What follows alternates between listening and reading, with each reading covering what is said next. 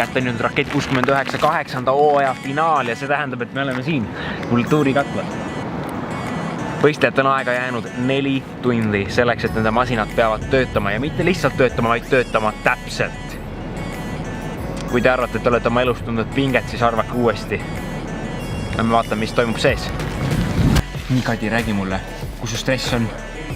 Tagar, miks sul stress on? Ei, mul ei ole, ega ma mõtlen sul on 10 000 eurot praegu mängus, kuule. Siin on praegu kogu see au on pandud ETV ekraanile tuleb.